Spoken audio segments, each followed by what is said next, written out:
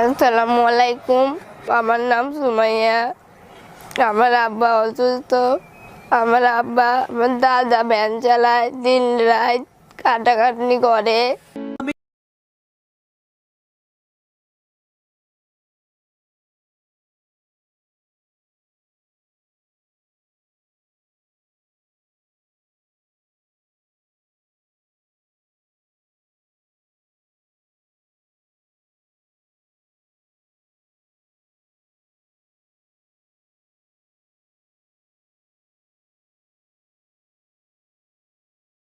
দর্শক, আমরা আজকে নাটোর জেলার সিংড়া উপজেলার অন্তর্গত সিংড়া পৌরসভার 10 নম্বর ওয়ার্ডের একটি গ্রাম মহেশচন্দ্রপুর গ্রামে আসছি।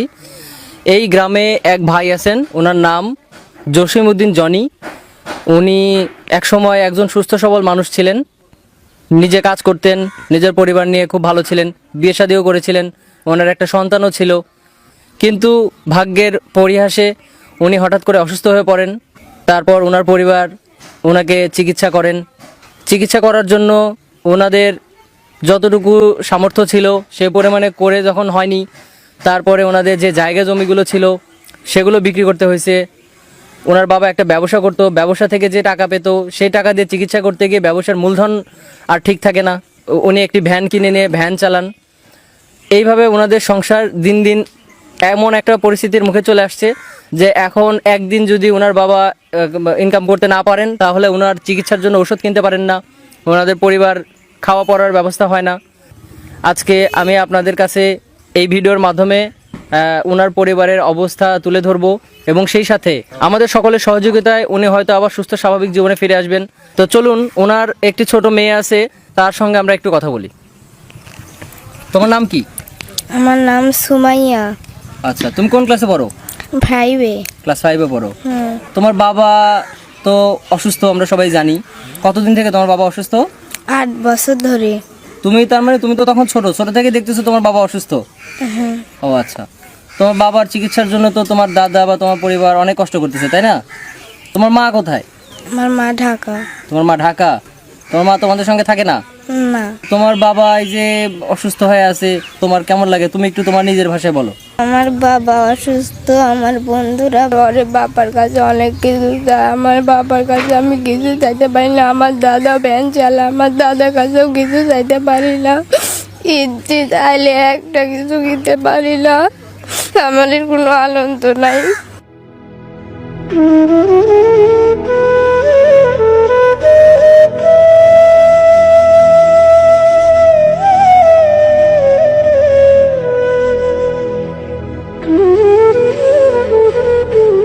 আমার ছোটোবেলা থেকে দেখি যে আমার মামা সমগ্র মামা হয়।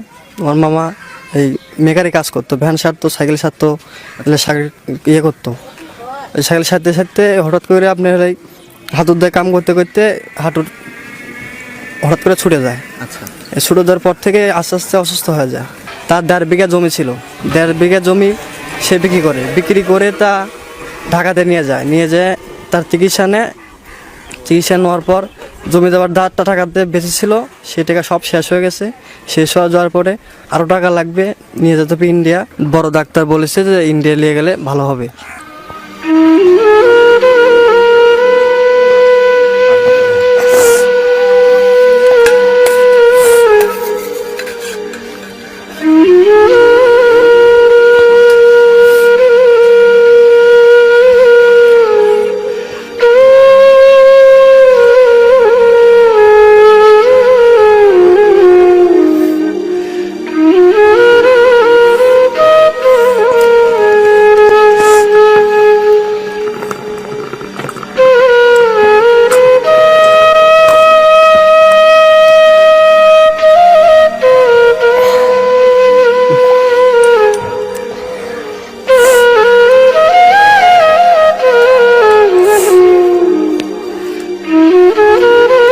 আসসালামু আলাইকুম।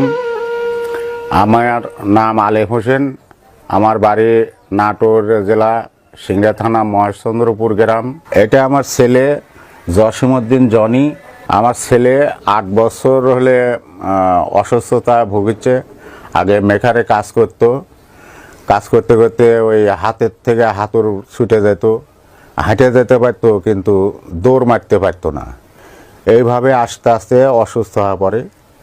আমরা অনেক জায়গায় চিকিৎসা করানোর পরেও সুস্থ হয়নি। আমার ছেলেকে বিয়ে শাদিও দিয়েছিলাম, সে একটা কন্যা সন্তানও আছে। 3 মাস বউ থাকার পরে বউ চলে গেল। বাংলাদেশের চিকিৎসা এই পর্যন্ত আমি শেষ করেছি। আমার ছেলেকে এখন ইন্ডিয়াতে নিয়ে যাওয়ার জন্য আমরা একটু প্রস্তুতি নিচ্ছি। আমার ছেলে অসুস্থতায় জমি যা ছিল সব বিক্রি করে তো দিছি, এখন আমি ভ্যান চালায় খাই। আমার ছেলেকে প্রতিদিন 200 টাকা করে ওষুধ খাওয়াতে হয়। এছাড়া ডাক্তারের কাছে নিয়ে গেলে আরও অনেক খরচা হয়। এভারেজে মাসে 6-7 হাজার টাকা খরচা হয়। আমার পক্ষে এটা সম্ভব হচ্ছে না।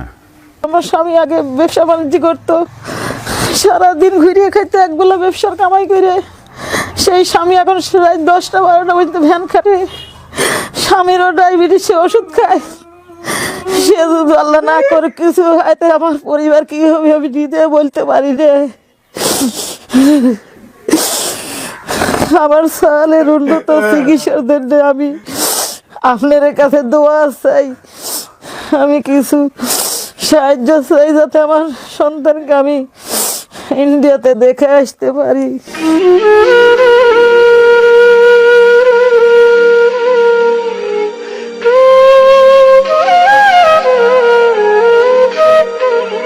যাইতে যাইতে পড়িয়া যায়, থেকে পড়িয়া যায়, আবার উঠে। এই করতে করতে একবারে বিছনাগতি হয়ে পড়িয়া গেল। বিটি দেয়া লায়ক হয়ে গেছে। বিটি দেখো তো বিয়ে টিয়ে দেওয়া লাগবি, মা ডা নাই। আমার ফুবু কখন কাইলো বিষমিটা মরতে লাগছিল। হ্যাঁ, দেখলে মানুষ, প্রত্যেকটা মানুষের চোখ দিয়ে পানি পড়ে। কারণ পায়খানা ফিরতে 2 ঘন্টা সময় লাগে, 2 ঘন্টা সময় লাগে। এখন এই ইন্টার গ্রামে সকল মানুষই সাহায্য সহযোগিতা করেও মানে কুলা উঠতে পারছে না। একবারই বিদেশে নিয়ে যাওয়া লাগবে। কিছু সহযোগিতা সাহায্য করতে পারলে হয়তো সেংরাটার জীবন বাঁচতে পারে। কারণ অত্যন্ত গরিব মানুষ ভাই, এরপর আর নিরহ গরিব এই আমার এলাকা ওই এলাকাত নাই। আমার আব্বা অসুস্থ, আমার আব্বা কোনো কিছু করতে পারে না, আমার পড়াশোনা ঠিক মতো হয় না, আমাদের অনেক কষ্ট, আমরা ভালো করে চলাফেরা করতে পারি না। আপনারা কিছু সাহায্য করলে আমার আব্বুর চিকিৎসা হলে ভালো হয়ে যেতে পারে। আমি লেখাপড়া হয়ে বড় হতে চাই, আপনারা আমাদের সহযোগিতা করুন।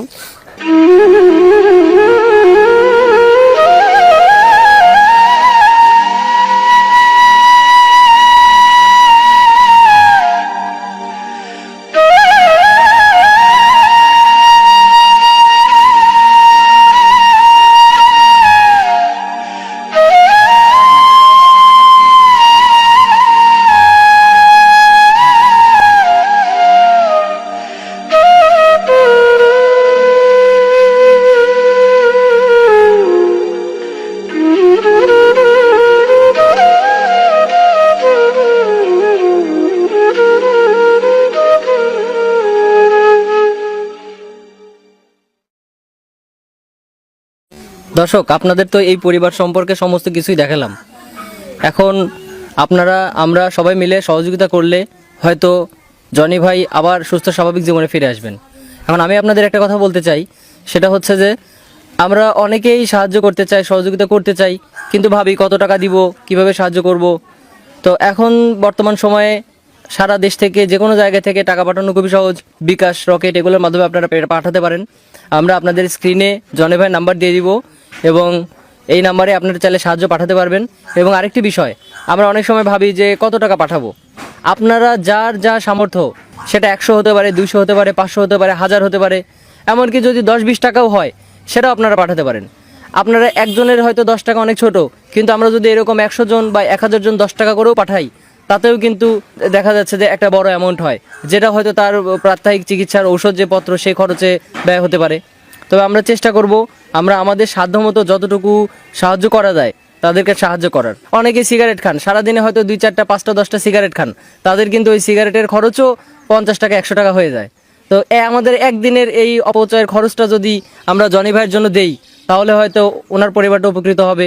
উনি হয়তো চিকিৎসা করে আবার সুস্থ স্বাভাবিক জীবনে ফিরে আসতে পারবে। 017095090908 এটাই আমাদের বিকাশ নাম্বার। আপনারা চাইলে এই নাম্বারে সহযোগিতা পাঠাতে পারেন। তো সবাইকে এই পরিবারের প্রতি মানবিক দৃষ্টিকোণ থেকে সাহায্যের আবেদন জানিয়ে আমাদের আজকের ভিডিও এই পর্যন্ত শেষ করছি। সবাইকে আসসালামু আলাইকুম।